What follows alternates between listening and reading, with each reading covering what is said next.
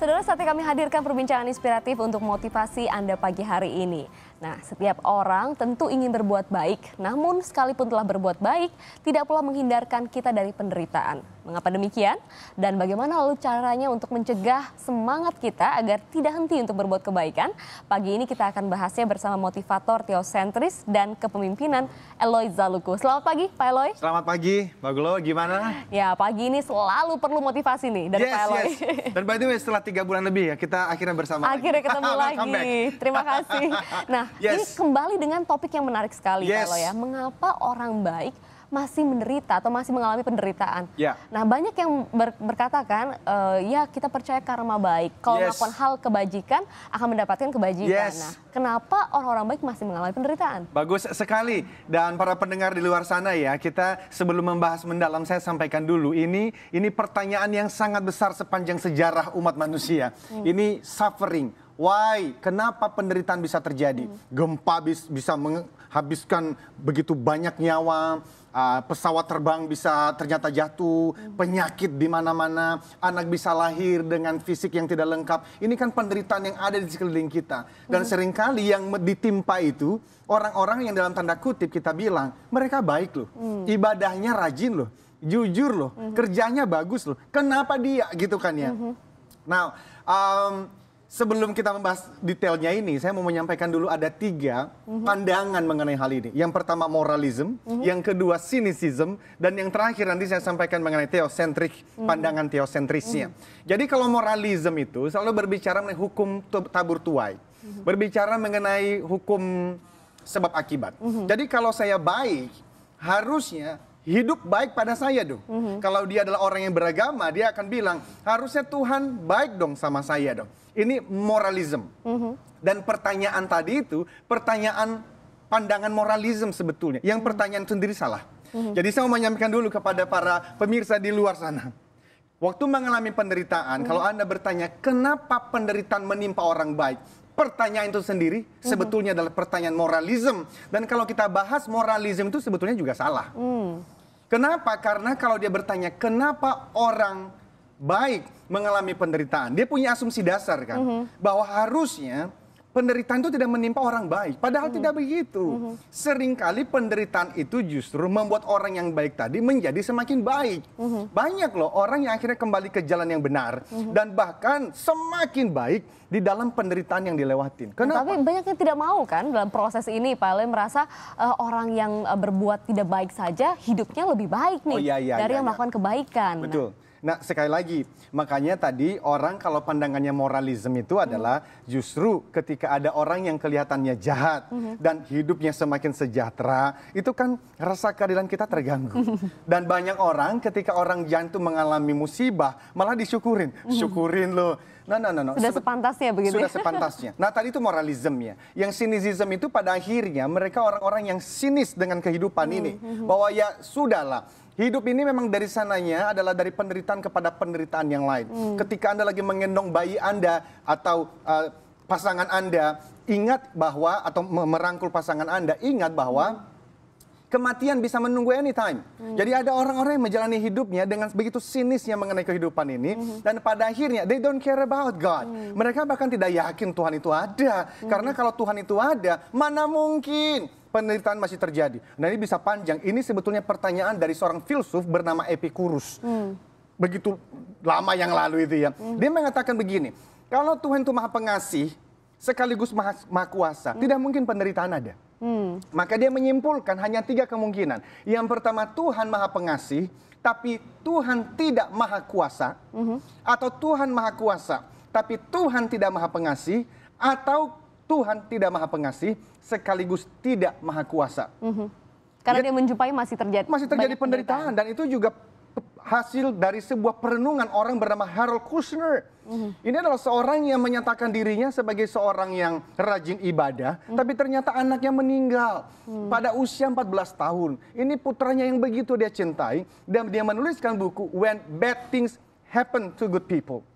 Ketika orang-orang baik itu ternyata mengalami penderitaan. Dan kalau membaca ujung dari bukunya, dia tidak bisa menerima yang terakhir itu loh. Bahwa Tuhan itu maha pengasih sekaligus maha kuasa.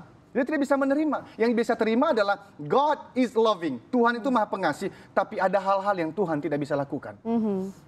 Termasuk anak yang ternyata harus meninggal. Gitu loh. Jadi justru kita ingin para pemirsa di luar sana, dari pemahaman teosentriknya, teosentrik itu yakin sekali bahwa Tuhan itu maha pengasih, sekaligus maha kuasa. Kalau demikian, kenapa kok penderitaan masih terjadi? Nah, itu pertanyaan besarnya. Dan di dalam buku saya yang pertama, yang judulnya Life Success Triangle, bab 22, 23, 24, 3 bab saya habiskan menuliskan hanya untuk menjawab pertanyaan ini. Nah, sekarang kita mau mulai dari mana untuk menjawabnya? Nah, ini dia 3 bab panjang ya. Tapi yang pasti kita harus bisa menerima dulu kan, bahwa kehidupan ini ternyata tidak hanya yang baik-baik saja yang terjadi, ada juga penderitaan. Nah, lalu apa yang bisa dilakukan untuk bisa terus semangat, tidak jemu-jemu berbuat kebaikan, meskipun kita tahu nih ada kemungkinan mengalami penderitaan. Very good. Nah, saya sampaikan dulu yang pertama ya, bahwa kita harus memahami ada 4 kemungkinan alasan sesuatu terjadi dalam hidup manusia. Yang saya keliling berbagi tempat di Indonesia ini pun 90% orang tidak memahaminya. Ada 4 kemungkinan alasan. Yang pertama yang saya sebut sebagai God's will, takdir. Kita lahir sebagai laki-laki atau perempuan, bahkan lahir di tanggal dan jam berapa, God's will. Tuhan menghendakinya demikian. Tetapi yang kedua namanya natural law, hukum alam. Hukum alam itu apapun yang dijatuhkan pasti ke bawah. Kalau ada orang mengatakan, saya nggak percaya hukum gravitasi, gampang. Cari gedung tertinggi di kota Anda masing-masing, jatuhkan diri Anda akan membuktikan hukum gravitasi. Ada hukum-hukum yang sebelum kita lahir, Tuhan sudah tempatkan di sana. Contoh, bagi orang yang sudah menikah, lalu pergi bekerja, lalu bertemu dengan lawan jenisnya, atau I don't know, akhirnya karena bekerja lama, bareng-bareng akhirnya jatuh hati. Dan akhirnya mengatakan ini takdir kita. Aku tinggalkan pasanganku karena ini takdir kita. Itu bukan takdir, itu hukum alam. Kalau tidak percaya pemirsa, cari 2 ekor kambing. Lah 1 jantan 1 betina. Biarkan keduanya ngerumput selama 3 bulan. Anda akan menemukan betinanya pasti hamil. Kenapa? Itu hukum alam. Tapi manusia itu bisa menemukan 101 alasan untuk membenarkan dirinya. Yang ketiga adalah namanya freedom to choose. Free will. Manusia diciptakan ada kehendak bebasnya. Nah, motivasi itu muncul di sana. Menolong kita untuk tidak menyalahgunakan pilihan-pilihan bebas ini loh. Contoh, kalau Anda bekerja, dan ternyata alarm bunyi, Anda matiin tidur lagi. Bunyi, matiin tidur lagi. Terlambat masuk kerja. Ya udah pasti nggak mendapatkan promosi dong. Jadi kalau penderitaan itu datang karena kesalahan kita, ya sadari bahwa itu kita salah dan perbaiki saja sudah. Tetapi jangan lupa pemirsa, juga ada yang namanya satanic intervention. Apa itu? Percaya tidak percaya, setan itu ada. Tapi setan yang paling jago bukan yang muncul dalam bentuk orang-orangan yang mengerikan kita di waktu malam. No, itu pembantunya setan.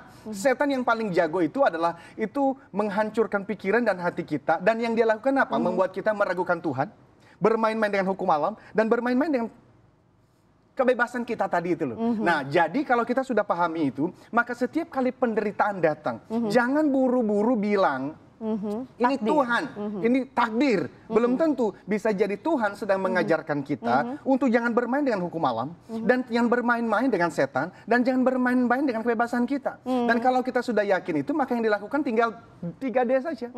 Yang pertama adalah sesuai agama kepercayaan masing-masing, ya doa. Jadi semakin besar penderitaannya harusnya semakin dekat dengan sang pemberi kekuatan itu loh. Itu kalau kita naik mobil ya, Mbak Glory, itu kan kalau hujan nih rintik, kan ada wiper di dalamnya tuh, kan zzz, zzz, zzz, zzz. Tapi semakin deras hujannya, zzz, zzz, kan semakin kencang juga tuh wiper, dan semakin deras hujannya, pasti semakin cepat. Nah, seringkali di dalam penderitaan, semakin besar penderitaannya, harusnya kita semakin dekat dengan sang pemberi kekuatan tadi. Banyak orang justru dia meninggalkan sang pemberi kekuatan tadi. Kenapa? Karena dia menggunakan pandangan moralisme tadi itu loh. Seharusnya. Kalau Tuhan itu baik, mana mungkin yang terjadi pada saya? Jadi dia menyimpulkan, Tuhan tidak ada atau tidak peduli. No, jadi yang pertama harusnya semakin besar penderitaannya, semakin dekat dengan diri. Itu dia yang pertama ya? Harus dia yang pertama. Dia yang kedua adalah dengerin, dengar apa? Dengar buku manual masing-masing. Karena kekuatan kita itu datangnya dari mendengar buku manual itu. Manual itu apa? Kitab suci. Kitab suci. Jadi kenapa? Karena dengan mendengar kitab suci itu, iman kita akan bertumbuh kan. Dan yang terakhir itu apa? Datangin apa? Datangin orang-orang atau perkumpulan di mana mereka rajin melakukan yang pertama dan yang kedua. Jadi apa tidak itu? Sendirian ya dalam penderitaan. Don't ever. Karena saya juga tahu, saya dari kecil juga penderitaan demi penderitaan ini. Jangan pernah sendirian di dalam penderitaan itu. Karena apa? Anda kemungkinan besar akan kehilangan harapan dan akhirnya Anda akan putus asa dan semakin menderita. Nah, gitu. itu dia tadi ya kuncinya ya. Jadi ada 3D, 3D yang harus dilakukan paling tidak untuk bisa mengantisipasi kalau kita tahu bahwa kita orang baikkah atau kurang berbuat baikkah, ada penderitaan yang mungkin akan menghampiri ya. Itu kekuatannya. Pak Eloy, masih banyak sebenarnya mungkin yang harus dibahas 3 bab soalnya kan. Tapi bisa juga didengarkan di jaringan Smart FM. Betul, Sonora kita Group membahas hal-hal seperti ini di radio Smart FM. Ini kan Kompas Group punya juga ya. Setiap hari Senin pagi jam 7 sampai jam 8 waktu Indonesia Barat. Lebih panjang ya, lebih 1 panjang. jam. Di Jakarta 95,9 FM dan hadir di 21 kota yang lain. Direlay juga oleh Sonora. Masih grupnya Kompas Gramedia. Begitu. Nah, kita tentu ingin juga mendengarkan dengan lebih lengkap, termasuk saya juga. Hari Senin kita bisa lanjutkan dengan mendengarkan di radio. Pak Eloy, terima kasih sudah hadir. Waktunya singkat tapi sudah sedikit membuka kita untuk lebih termotivasi jika mengalami penderitaan di hari-hari ini. Terima kasih sudah hadir sama Indonesia Pagi.